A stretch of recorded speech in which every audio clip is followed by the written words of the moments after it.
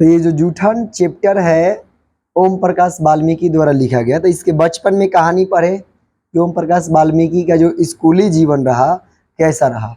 Headmaster जो कलीराम है वो कलीराम क्या कर रहा था, इनसे लगातार 3 दिन तक झाड़ू लगवाते रहा ना, यातनाएं देते रहा। अब पढ़ेंगे हम लोग इसके सेकंड पार्ट में कि किस तरह से ओम प्रकाश वाल्मीकि का घरेलू स्थिति यानी घर कैसे चलता।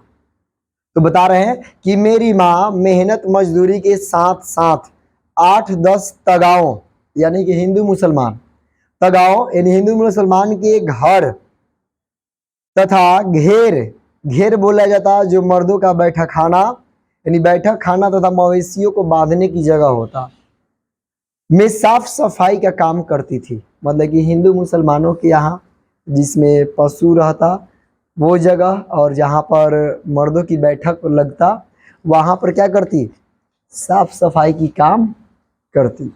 इस काम में मेरी बहन, बड़ी भाभी तथा जसबीर और जनेसर जो 2 भाई हैं इसके, माँ का हाथ बटाते थे। मतलब ये लोग भी इनके माँ के साथ साथ क्या करने, काम करने जाते थे। बड़ा भाई सुखवीर तगाओं के यहाँ वार्षिक नौकर की तरह काम करता था। वार्षिक नौकर मतलब कि सालों भर उसके यहाँ क्या करना, काम करना था।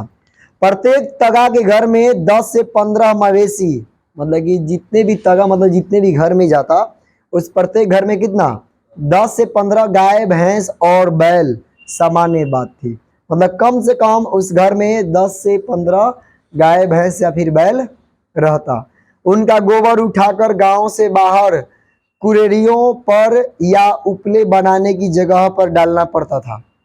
मतलब ये जो है घर की स्थिति है, सब कोई अपने घर की करने में हालत खराब रहता है, लेकिन ओम प्रकाश वाल्मीकि का पारिवारिक स्थिति ऐसा था कि इनके परिवार के सभी लोग इस प्रकार के काम दूसरे के यहाँ करता। प्रत्येक घर से हर रोज 5-6 टोकरे गोबर निकलता था। सर्दी के महीनों में यह काम बहुत ही कष्टदायक होता था। सर्दी के दिन में यानी कि ठंडी के दिन में गोबर उठाना, गाय भैंस का मल मूत्र साफ करना, ये कितना लाभदायक काम होता है ये तो अंदाजा लग रहा है। मतलब कितना कठिन होगा इसमें। थोड़ा सा भी ऐसा है कि सामान्य रूप से रहेगा, कोई दिक्कत ना हो। गाय बैल और भैंस को सर्दी से बचाने के लिए बड़े बड़े दालानों में बांधा जाता था जिनमें गन्ने की सूखी पाती या फूस बिछा होता था। मतलब कि गन्ना का क्या कर दिया जाता, जो पत्ता होता उसको बिछा दिया जाता या फिर फूस को बिछा दिया जाता। रात भर जानवरों का गोबर और मूत्र उसी दालान में फैलता रहता था। 10-15 दिनों बाद एक बार पाती बदली जाती थी या उसके ऊपर सूखी पाती बिछा दी जाती थी। मतलब कि 10-15 दिन तक वैसे ही क्या होता, गोबर मल मूत्र से गंदा होते रहता। 10-15 दिन के बाद उसमें जो पत्ता बिछाया जाता पाती उसको बदला जाता या फिर उसके ऊपर से ही दूसरा पाती लगाया जाता। तो सोचो कि जो साफ करता होगा उस समय जो इनका परिवार, तब किस तरह से कितना बदबू निकलता होगा, किस तरह से उन लोग का जिंदगी चला। तो सोचो कि वैसे परिवार में से निकले हुए इंसान के द्वारा लिखा गया कहानी आज हम लोग को पढ़ना पड़ रहा है। तो कम से कम इतना तो है कि सोचो कि हमसे कितना नीचे की स्थिति वाले परिवार से निकल करके इतना आगे तक आए। तो इनसे तो कम से कम लाख गुना बढ़िया हम लोग का स्थिति ठीक है, तब भी पढ़ने में लिखने में क्या है, बहुत समस्या है। आगे पढ़ेंगे। कह रहे रात भर इधर हो गया। 10-15 दिन के बाद क्या किया जाता, उनका पाती एक बार बदला जाता। इतने दिनों में दलानों में भरी दुर्गंध से गोबर ढूंढ ढूंढ कर निकालना बहुत तकलीफ दे होता था। दुर्गंध से सिर भिना जाता था। मतलब कि वो पाती बदलना अलग है, उसमें भी पत्ता जोन है उस पत्ता में कहाँ कहाँ गोबर छिपा है उसको ढूंढ ढूंढ करके निकालना पड़ता था। यहाँ पर 1 से 2 दिन में गोबर में सब कीड़ा पड़ जाता है। तो सोचो कि उतना दिन के बाद आखिर क्या हाल होता होगा और कैसे साफ सफाई काम करता होगा सब। इन सब कामों के बदले में मिलता था 2 जानवर पीछे फसल के समय 5 सेर अनाज। कितना? मात्र 5 सेर अनाज मिलता था, यानी लगभग 2.5 किलो अनाज। 5 सेर यानी कितना?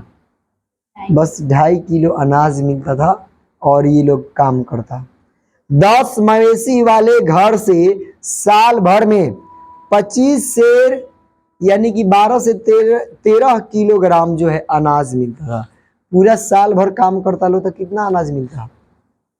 12 से 13 किलोग्राम। और ऐसा ही अभी प्रथा था और अभी है कि जहाँ लोहार, बढ़ई, गोड़, हजाम ये सब काम करता है लोग, तो 6-6 महीना के बाद क्या होता है, वो अनाज लेकर के जिसके यहाँ काम होता है उसके घर से लेकर के आना होता है। अब धीरे धीरे समाप्त हो रहा है कि काम के बदले अनाज मिलता, वो भी कितना दिन के बाद? 6 महीना के बाद, जिसको मनी बोला जाता। मनी मिल रहा, असर में वो मनी और हनी नहीं था, वो धनी लोगों का छोड़ा हुआ गनी था। समझ में आया? तो ये इस तरह से प्रथा चलता, लेकिन अब क्या है, अब धीरे धीरे समाप्त हो गया। देखो तो उसी कैटेगरी में से निकल के हम पढ़ा रहे हैं। तो तू लोग को भी कम से कम क्या करना चाहिए, पढ़ करके अपने इस स्थिति से बाहर निकलना पड़ेगा, तब जा करके बदलाव बोला जाएगा, नहीं तो किसी भी प्रकार का बदलाव नहीं हुआ। जैसे मान लो कि मेरे घर 20 साल पहले भी लोहा पीटता था, आज भी लोहा पीटता है लोग, अब आगे भी लोहा पीटते रहेगा लोग। इसका मतलब कि इस पीढ़ी में कोई परिवर्तन हुआ नहीं हुआ।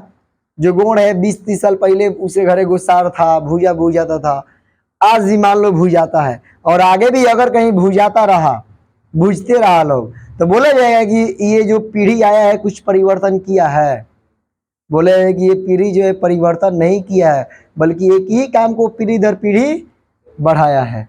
तो कैसे हम परिवर्तन कर रहे हैं, तो अब तू लोग भी आगे इसको परिवर्तन करना पड़ेगा, तब जा करके कोनो परिवर्तन बोला जाएगा, नहीं तो कोई परिवर्तन नहीं है।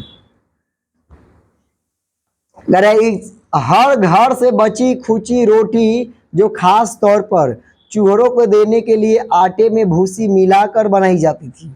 कभी कभी जूठन भी भंगन की टोकरी में डाल दी जाती थी। जूठन मतलब कि जूठ, आधा खाया हुआ रोटी भी क्या कर दिया जाता, लोगों के द्वारा दे दिया जाता। और वो था स्थिति। सोचो कि वो स्थिति क्या होगा जबकि इतना मजबूर हो कि दूसरे का आधा रोटी खाया हुआ रोटी खा करके अपना जिंदगी गुजारने के लिए मजबूर हो। उस स्थिति को, उस परिस्थिति को अंदाजा, अनुभव किया जा सकता है। शादी ब्याह के मौकों पर जब मेहमान या बाराती खाना खा रहे होते थे तो चूहड़ों यानी चूहरे दरवाजे के बाहर बड़े बड़े टोकरे लेकर बैठे रहते थे। बारात के खाना खा चुकने पर जूठी पतले उन टोकरों में डाल दी जाती थी, जिन्हें घर ले जाकर वे जूठन इकट्ठा करते थे। मजबूरी सोचो एक परिवार का कि बारात पूरा खा लिया है, जो पतल खाल में बचा है उसको एक जगह इकट्ठा करने के बाद उसमें से जो जूठ निकल रहा है उसको वो घर ले जा करके अपना खाने के लिए व्यवस्था कर रहा है, इंतजाम किया।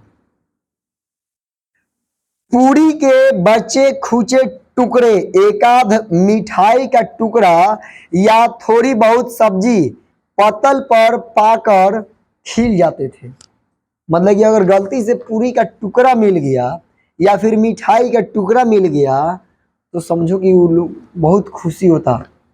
तो सोच लो उस परिवार के लिए वो खुशी था, तो उसका स्थिति कैसा था। अभी ज़्यादा दिन की बात नहीं है, आज से अभी 10-15 साल पहले की बात है। तुम लोग का जो भाई होगा, बड़ा बड़ा भाई, जब तिलक में जो नाश्ता रबर वाला मिलता था तब पूछना कि कौन कौन उस रबर को बीनने के लिए टेबल के नीचे मूरी लगा के वो डिब्बा को चुना है, और फिर पूछना कि वो डिब्बा में अगर रबर चुनते समय अगर उसे मिठाई मिल गया तो खुशी कितना रहा। और ये काम करने में बहुत मजा आता था। उसके बाद उस रबर से चुना हुआ उस जो डिब्बा रहता नाश्ता के, उसको फाड़ो और उसे मारने के लिए कनपट्टी के लगे कागज के छोटा टुकड़ा के बनाओ और फिर मारो कनपट्टी पर, सटाक दे चोट लगेगा। ये स्थिति अब क्या है, बदल चुका है। अब ऐसा नहीं है। अब के जो पीढ़ी होगा उसको ये चीज जानकारी भी नहीं होगा, समझ में आया। लेकिन हमको तो मालूम है, हम तो कथा सुनाते रहेंगे, क्या जाता है। सुनो आगे सुना जाए। कह रहे जिस बारात की पतलों में जूठन कम उतरती थी, कहा जाता था कि भूखर लोग आ गए हैं, सारा चट कर गए। मतलब कि अगर जूठन नहीं बचता तो क्या होता, ये कहा जाता कि सब जितना आया था सब तिलक बारात में सब भूखर था, थोड़ा सा भी जूठा नहीं छोड़ता। ये था वहाँ के लोगों का मजबूरी कहना, क्योंकि वो लोग का जूठा से ही लोग का जिंदगी चलता। इस कारण से वे लोग कहते कि जूठा जब कम बचता तो कहते कि भूखर लोग आया था।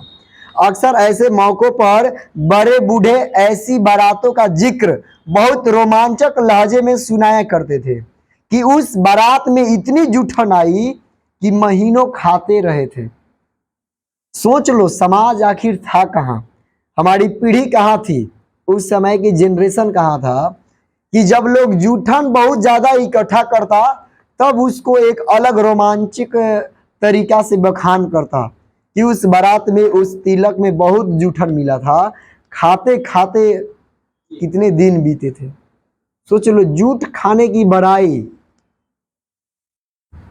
जो कि आज कुत्ता भी सूंघ के जल्दी चल जाता है, तो सोच लो आदमी का स्थिति कैसन था। अंदाजा लगाया जा सकता है। इस कहानी से कुछ सीखने को मिल रहा है। क्या मिल रहा है कि अगर कर्म करेंगे, अच्छा से करते रहेंगे तो ये स्थिति देखने को नहीं मिलेगा। नहीं तो अभी जो स्थिति है, इस स्थिति से उल्टा इस स्थिति में आ सकता है आदमी, समझ में आया। अगर नहीं है तो अपने अगल बगल कुछ अंदाजा लगाया जा सकता है।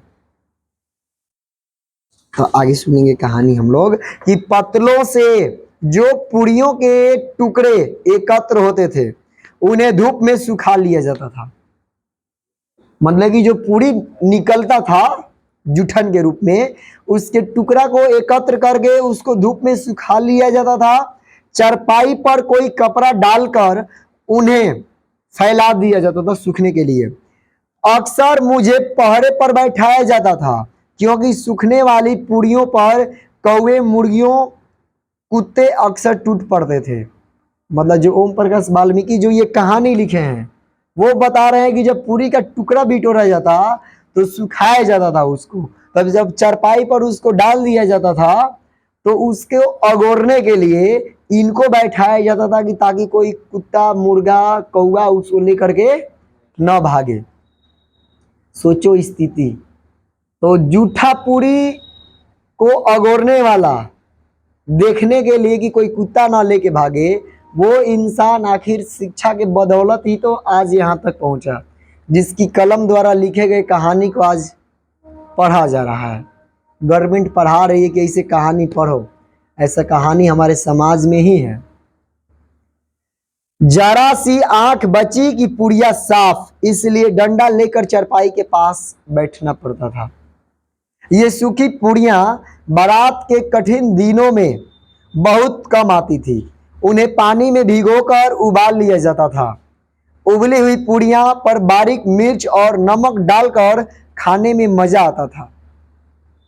मतलब ये जो पूरी सुखाया गया रहता गर्मी के दिनों में, उसको ठंडी के दिनों में पानी में उबाल करके उस पर नमक और मिर्चा, सोच लो नमक और मिर्चा डाल करके खाता लोग, तो भी उस परिवार को उसमें खुशी मिलता, बहुत मजा आता था। सोच लो स्थिति। आज नमक ज्यादा और कम हो जाता है तो मार हो जाता है, और उस समय 6 महीना पहले की पूरी को सुखा करके, वो भी दूसरे का जूठ पूरी, पानी में उबाल करके उस पर नमक और मिर्चा डाल करके खाने में बहुत आनंद आता है। तुम लोगों में से कौन कौन ऐसा है जो कि चीनी और पानी में रोटी खाया है? मतलब कि चीनी और नमक को घोल दिया और उसमें रोटी डाल के खाया है लोग। खाने में बहुत मजा आता है। जब हम स्कूल से आते थे तो घर में नहीं रहता खाने के लिए सब्जी उब्जी, तब वही खाने को रहता। चीनी पानी में डालो, वो मांगना भी क्या, घर में था ही कि मेरी माँ अपने काम करती, घर में कोई बहन है नहीं कि कोनो काम करेगी। आए लोग कुकुर खानी आए और निकाले कटोरी, वहाँ चीनी निकाले, डाले, पानी मिलाए और रोटी सहोट रहे हैं। भोरे भोरे चाय रोटी खाए, नहीं तो चाय भात खाए और खा के चल दिए पढ़े। तो कुछ परिवर्तन हुआ कि नहीं? तो जब इस कहानी से गुजरे रहोगे तो ये कहानी पढ़ने पर भी थोड़ा सा तसल्ली मिलेगा। एक हम ही नहीं है जो इस कहानी से गुजरे, बल्कि और भी बहुत लोग हैं जो कि इस कहानी से गुजरा है। समझ में आया? फिर आगे पढ़ेंगे कि ये जो सूखी रोटियां रहता बड़ी, कभी कभी उस पर गुड़ डालकर लुगदी जैसा बनाया जाता था, जिसे बड़े चाव से खाते थे। मतलब उस पर मीठा कभी कभी डाल दिया जाता, तब खाने में और मजा। कभी कभी ट्राई करना कि चाय, दूध वाला चाय और चावल, वो भी चावल जो है बासी चावल, मतलब कि रात वाला, तब खा के देखना। अगर तुमको खीर का मजा नहीं आएगा ना, खीर से भी खतरनाक मजा, तो फिर बोलना। भी एक बार खा के देखो, ट्राई करके, क्योंकि उसमें कुछ तुमको इंतजाम करना ही नहीं है। चाय ऑटोमेटिक ठीक बनेगा, भात में डालोगे वो खीर का काम हो गया। अब खाओगे तब देखना कि क्या है, सिझाने की भी जरूरत नहीं है क्योंकि पहले से भात है। तो एक बार डाल के चम्मच से कबो चढ़ाओ। ऐसे तो खाए हुए हमको बहुत दिन हो गया है। अब टेंशन मत लो, कोनो घरे अपने चाय बनाओ दूध वाला, तो भात बासी रखो, चाहे उस समय का अगर भात है तो भी, या फिर और खाने के लिए बता रहे हैं, अगर बढ़िया से खाना है तो यानी मस्त लगेगा। कब?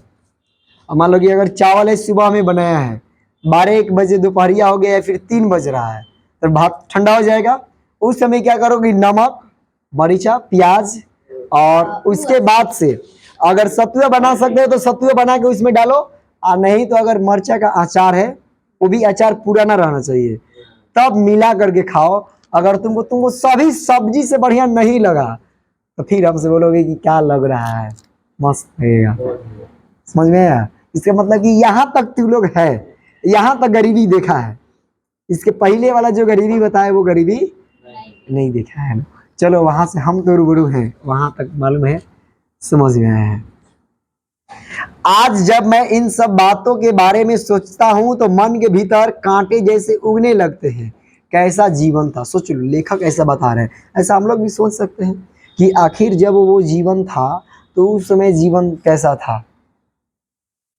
खाने के लिए सब्जी बढ़िया नहीं, रोटी भी बासी खाओ, या फिर